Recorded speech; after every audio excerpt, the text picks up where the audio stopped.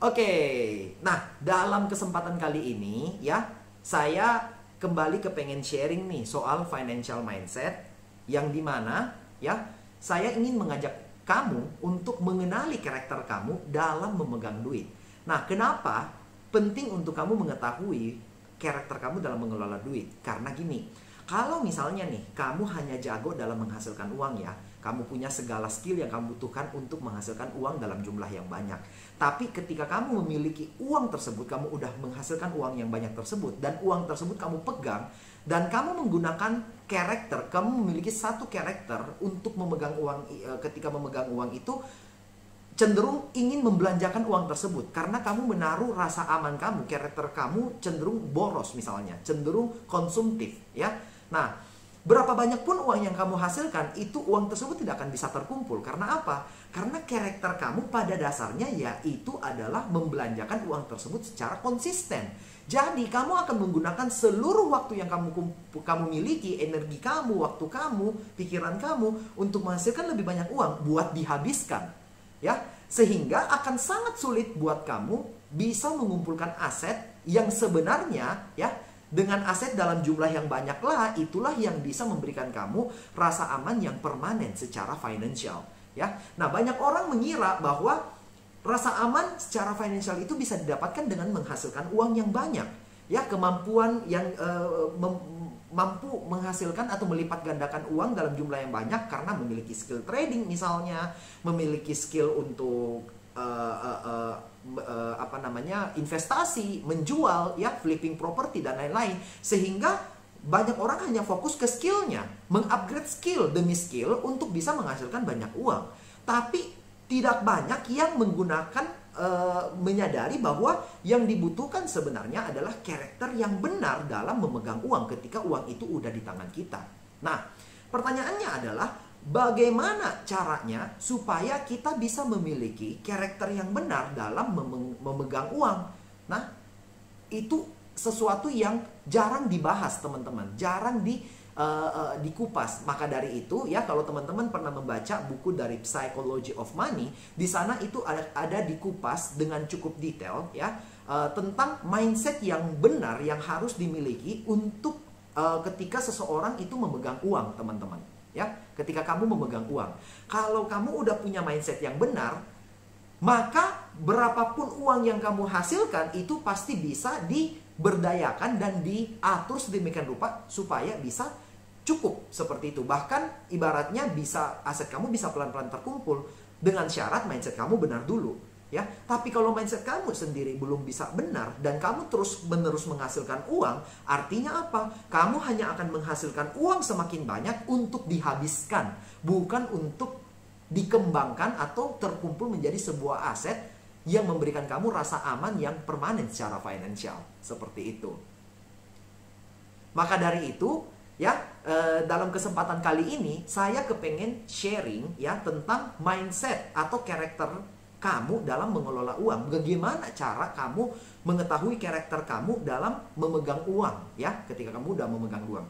Nah, mungkin di awalnya saya akan mengupas dulu sedikit dari sisi psychology of money itu ya. Jadi saya akan breakdown sedikit tentang pembahasan dari psychology of money. Oke, nah tanpa berlama-lama lagi ya, saya mau mengajak kamu untuk masuk ke dalam slide presentasi biar kita bisa diskusinya lebih enak karena udah ada grafiknya. Nah, kalau kamu pernah membaca buku Psychology of Money, kamu akan bisa menyadari bahwa ada 4 bagian besar yang dibahas di dalam buku tersebut. Ya, yang pertama yaitu stop comparing with others, stop caring what others thinks. Yang kedua yaitu define enough, desire less, spend less. Dan yang ketiga, save more, save consistently. Yang keempat yaitu let it compound over time. Nah, saya akan membahas dulu yang pertama, karena yang pertama dan yang kedua. Karena berbicara soal mindset, itu kita berbicara soal 2 bagian yang pertama dari psychology of money ini. Yaitu stop comparing with others, stop caring what others thinks. Nah, kenapa ini menjadi sesuatu yang sangat penting? Karena pada saat seseorang masih terus-menerus melakukan comparing, mereka terus membandingkan diri dengan orang lain, ya, dan mereka terus memperdulikan apa yang orang lain katakan tentang dia, ya, maka pada saat itulah, jika kamu menggunakan prinsip yang seperti itu, mindset yang seperti itu, maka kamu akan susah untuk mengendalikan diri kamu, sehingga kamu akan cenderung memiliki kebiasaan untuk berbelanja, untuk mendapatkan pengakuan dari orang lain, ya, untuk bisa mendapatkan rasa aman. Kamu akan mencari rasa aman yang semu. Oke? Nah, itulah yang membuat kamu akan sulit untuk mengontrol ego kamu.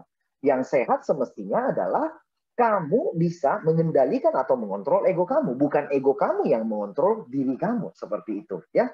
Jadi dengan karakter seperti ini, itu justru malahan akan membuat kamu melakukan pembenaran diri pada saat ingin berbelanja, ya.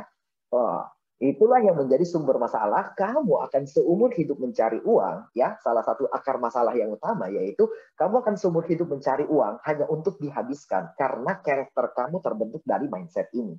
Jadi yang pertama, kamu perlu pastikan dan identifikasi diri kamu saat ini, apakah kamu adalah seseorang yang suka untuk membelanjakan uang kamu, ya, karena kamu menggunakan mindset ini. Cara taunya gimana? Ya, cara taunya nanti kita akan bahas sama-sama. Ya, nanti kita akan juga ada sebuah tools yang dimana tools ini akan membantu kamu bisa mengerti diri kamu yang sebenarnya pada saat memegang uang itu seperti apa, mindset apa yang kamu gunakan. Oke. Nah, yang kedua, define enough, desire less, spend less. Nah, kamu perlu memiliki mindset ini, ya, karena dengan setelah kamu mampu mengontrol ego kamu, ya, setelah kamu mampu mengendalikan ego kamu, bukan ego kamu yang mengendalikan kamu, ya, tapi kebalikannya, sudah kebalikannya, ya, kamu akan tahu kata cukup kamu itu ada di mana. Oke, kamu bisa menentukan kata cukup itu ada di mana karena kamu sudah tidak membandingkan diri kamu dengan orang lain, seperti itu. Nah, sehingga pada saat kamu menjadi seseorang yang udah lebih dewasa dalam mengontrol ego, kata cukup kamu juga menjadi lebih jelas, lebih spesifik, lebih terukur, ya. Kamu tidak akan tergoda untuk membelanjakan uang yang telah kamu kumpulkan, ya, untuk berbelanja sesuatu yang membuat kamu merasa bisa diterima oleh masyarakat, merasa bisa diakui oleh orang-orang, ya, dan kamu jadi bisa mengumpulkan lebih banyak uang, ya. Dan dengan kedua mindset dasar itu, ya, kamu akan bisa naik ke fase yang berikutnya, yaitu save more, save consistently. Oke. Nah, pada saat kamu sudah bisa menentukan kata cukup itu ada di mana, ukuran cukup itu seperti apa, kamu pada saat mendapatkan uang, kamu akan mengeluarkan uang kamu akan spending uang kamu hanya sampai taraf cukup itu, dan selebihnya kamu bisa menabung, ya, kamu bisa menabung lebih banyak, bahkan menabung secara konsisten dengan lebih banyak, ya. Jadi di sini, ya, kamu bisa hidup cukup dan tidak perlu foya-foya supaya kamu lebih banyak porsi pendapatan kamu yang bisa ditabung secara konsisten. Oke. Nah, di dalam untuk bisa memiliki tabungan yang lebih banyak, ya, otomatis kamu harus butuh skill di sini, yaitu skill untuk budgeting, skill untuk risk management, skill untuk menaikkan income, ya. Nah, setelah kamu sudah bisa menghasilkan lebih banyak uang, lebih mampu dalam mengelola uang ini, ya, di sini kita berbicara soal hard skill, ya, bukan berbicara soal soft skill, yaitu mindset management, bukan. Yang di sini kita membahas soal hard skill-nya kita, kemampuan kita dalam mengelola uang, skill kita dalam mengelola uang, ya. Nah, kalau kita udah mampu melewati ketiga fase yang awal ini, barulah kita bisa masuk ke fase yang berikutnya, yaitu let it compound over time, ya. Biarkanlah tabungan kamu berlipat ganda seiring dengan waktu. Jadi biarkanlah bunga berbunga atau compound interest. Di sini kamu baru berbicara soal, kamu baru mempraktekkan ilmu goal based investment, ya. Jadi ini adalah kerangka yang dibagikan dalam psychology of money, which is di mana inilah intinya yang kamu harus penuhi dulu, yang kamu harus bisa lakukan dulu. Nah, yang paling penting yang pertama dan yang kedua yaitu bicara soal mindset. Karena dari mindset menentukan ego kamu, seberapa kamu mampu dalam mengontrol ego kamu. Setelah kamu mampu mengontrol ego kamu bisa menentukan kata cukup kamu ada di mana. Oke. Nah, supaya kamu bisa tahu ukuran cukup itu ada di mana, kamu bisa mengetahui siapa diri kamu yang sebenarnya, ya, kamu perlu memahami tentang konsep piramida keuangan atau financial pyramid, ya. Dan yang kedua, ya, setelah kamu sudah memahami tentang konsep financial pyramid, ya, kamu perlu melihat, ya, diri kamu pada saat memegang uang saat ini itu seperti apa, supaya kamu bisa mengkoreksi diri kamu. Kamu perlu selidiki, siapa sih saya pada saat saya memegang uang saat ini? Oke, nah caranya gimana? Untuk itu kamu membutuhkan sebuah tools, ya, yang namanya Needs and Spending Pattern Identificator, ya, di mana dengan tools ini, ya, kamu bisa menyelidiki dan mengevaluasi pola kamu dalam berbelanja, dalam mengeluarkan uang.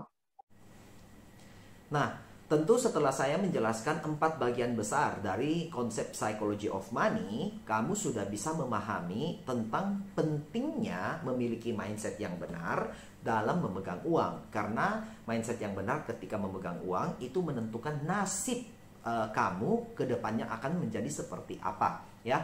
Nah, jadi supaya kamu bisa mengetahui nih mindset yang benar itu seperti apa, saya akan jelaskan di dalam video yang membahas tentang piramida keuangan. Karena di dalam konsep piramida keuangan itulah kamu akan dibantu untuk mengerti dan memahami tentang mindset yang benar itu sebenarnya ukurannya seperti apa sih, kayak gimana kerangka mindset yang benar itu. Nah, tapi memahami kerangka mindset yang benar aja itu kan nggak cukup, ya. Karena kamu masih butuh nih untuk mengetahui kondisi kamu saat ini itu seperti apa. Nah, itu akan saya jelaskan di dalam video yang lainnya lagi, yang dimana saya akan mendemokan tentang spending pattern identifier. Nah, ketika kamu sudah menggunakan spending pattern identifier itu, kamu akan bisa mengevaluasi diri kamu, ya, dari kebiasaan belanja kamu kan bisa mengevaluasi siapakah kamu ketika kamu menggunakan atau memegang uang tersebut, ya. Nah, jadi hopefully video kali ini itu bisa membantu kamu, menginspirasi kamu juga, ya, untuk bisa lebih mawas diri lagi dan mengevaluasi diri kamu. Nah, jika kamu merasakan manfaat dari video saya kali ini, ya, jangan lupa untuk like, comment, share, dan subscribe, serta nyalakan loncengnya, ya. Jadi, see you on the next video. Salam financial security.